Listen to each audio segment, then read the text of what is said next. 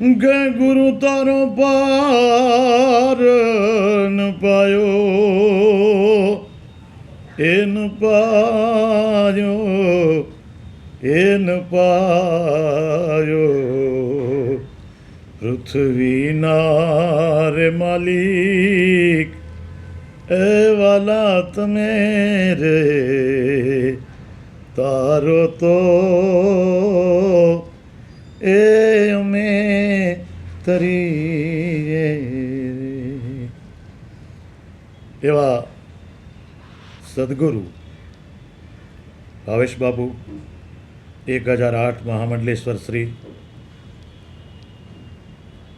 જે ભગવતી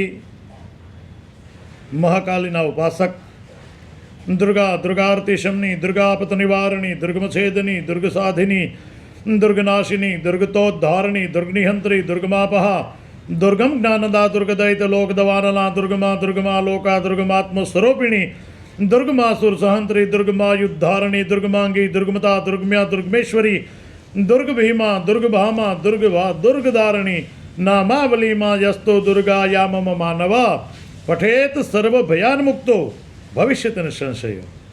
ઈ જગદંબા રાજરાજેશ્વરી, અખિલ બ્રહ્માંડનું સંચાલન કરવાવાળી ભગવતી મહાકાલીના બાપુ પરમ ઉપાસક છે.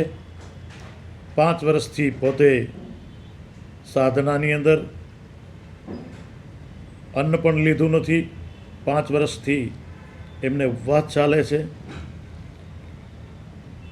ભજનાનંદી પુરુષ છે.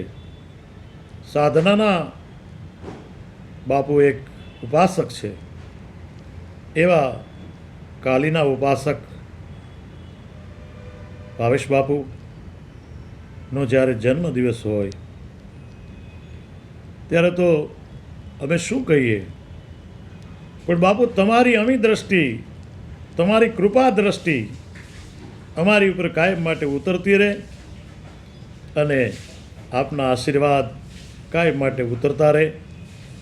એવા અમારે સોહિલરાજસિંહજી ઉપર, બોટાદ એડવોકેટ જાડેજા સાહેબ ઉપર પણ આપના આશીર્વાદ, આપની કૃપા દ્રષ્ટિ, આપના હૃદયથી આશીર્વાદ કાયમ માટે ઉતરતા રહે. એવા સદગુરુના ચરણોની અંદર સોહિલરાજસિંહ જાડેજા સાહેબ વંદન કોટી કોટી કરે છે અને આપને જન્મદિવસની ખૂબ ખૂબ શુભકામના આપે છે. અને કાયમ માટે ભગવતીનું આવું ભજન આપ કરો જ છો અને જગદંબાના મા કાલીના પરમ ઉપાસક છો અને જગદંબા આપને કાયમ માટે આવીને આવી ભક્તિ આપે એવી આપના ચરણોની અંદર પ્રાર્થના, માના ચરણોની અંદર પ્રાર્થના. શંકરદાન ગઢવી. જય મા કાલી, જય જગદંબા, જય ભગવતી.